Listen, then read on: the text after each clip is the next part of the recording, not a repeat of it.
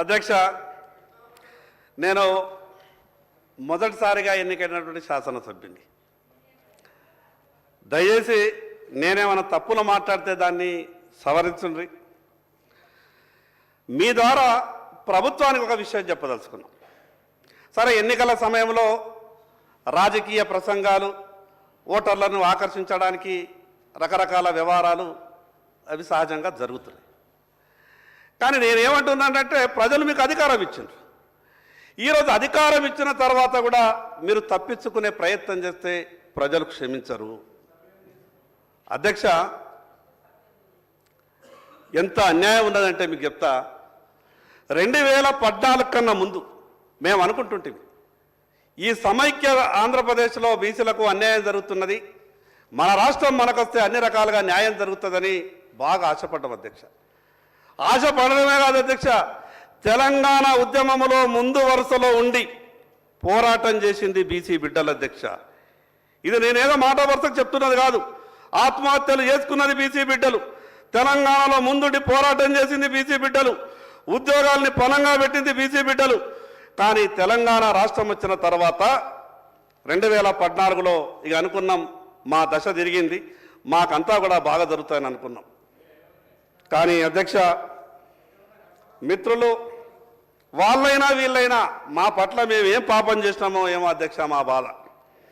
2014లో ఈ తెలంగాణ రాష్ట్రం వచ్చిన తర్వాత ఎంబీసీ అనే కార్పొరేషన్ ఏర్పాటైంది అధ్యక్ష. Most backward class. ఇక మా సోదరులు వాళ్ళు కూడా అనుకోరు ఏంటంటే, బీసీలలో ఇంకా మేము వెనకబడి ఉన్నాం కాబట్టి మన తెలంగాణ మనకు వచ్చింది, ఎంబీసీ అనే కార్పొరేషన్ ఏర్పాటయింది, దానికి సంవత్సరానికి 1000 కోట్లు, 3 ఏళ్ళు 3000 కోట్లు కేటాయించింది అధ్యక్ష. బడ్జెట్లో కేటాయింపులు చూసినప్పుడల్లా సంతోషపడుతుంటే పటాకాలు కొడుతుంటివి. సంవత్సరం తర్వాత రూపాయి ఖర్చు కాకపోతుండే అధ్యక్ష. 3 సంవత్సరాలు 3000 కోట్లు ఖర్చు చేసి 3000 కోట్లు కేటాయించి ఖర్చు చేసింది ఎంత అధ్యక్ష? 15 కోట్లు మాత్రమే. అంటే కేటాయింపులేమో 3000 కోట్లు, ఖర్చు ఎంత? 15 కోట్లు. ఏ రకంగా అభివృద్ధి చేస్తాం అధ్యక్ష? మేము ఏ రకంగా అభివృద్ధి చేస్తాం అధ్యక్ష? మళ్ళీ ఎన్నికచ్చండి, మళ్ళీ మమ్మల్ని మోసం చేసుడు, మళ్ళీ బీసీలను పిలుచుడు. ఏమంటున్నారా మీరు? జిల్లాలలో హైదరాబాద్కు రావాలా మీరు? హైదరాబాద్కు వస్తే కుల సంఘాలకు మీకు బిల్డింగులు ఇస్తాం, మీ భవిష్యత్తు బాగుంటుంది, మీ పిల్లలు హైదరాబాద్ చూడరా? ఎప్పటిదాకా జిల్లాలో ఉంటారంటే మేమంతా ఉరికురికి ఈ హైదరాబాద్కి వచ్చినాం అధ్యక్ష. హైదరాబాద్కి వచ్చండి, మీదే సంఘం, మీదే కుల సంఘం, ఇక మీకు 5 ఎకరాలు, ఇక మీకు 3 ఎకరాలు, ఇక మీకు 4 ఎకరాలు. ఇక మేము సంతోషపడ్డాం, జిల్లా హెడ్క్వార్టర్లోనే మాకు కుల సంఘాలు లేవు, ఇక హైదరాబాద్లో ఇచ్చారు, ఇక అయిపోయింది, మా బతుకులన్నీ బాగా అయిపోయినాయని ఇక మేము జిల్లాలకు పోయినాం. మా నాయకులంతా కూడా ప్రచారం చేసిండ్రు, అయిపోయినాయి, మన బతుకులన్నీ మారిపోయినాయి, హైదరాబాద్లో మనకు పెద్ద పెద్ద సంఘ భవనం వచ్చిందని. అవి ఏడిస్తారు అధ్యక్ష? మాకు తెలుసా? మాకిచ్చేటి హైదరాబాద్కు 60 కిలోమీటర్ల దూరంలో, 60 కిలోమీటర్లు 70 కిలోమీటర్ల దూరంలో. కానీ మిగతా వాళ్ళకు అభివృద్ధి, ఈ రాష్ట్రానికి ముఖ్యమంత్రులు అయిన వాళ్ళకు, ఈ తెలంగాణ రాష్ట్రాన్ని పరిపాలించిన వాళ్ళకు, భారతదేశ రాజకీయాల్ని ప్రభావితం చేసేటోళ్లకు, వాళ్ళకు హైదరాబాదులో బంజారా హిల్స్కు దగ్గరిస్తారు అధ్యక్ష. ఇది వివక్ష కాదు అధ్యక్ష?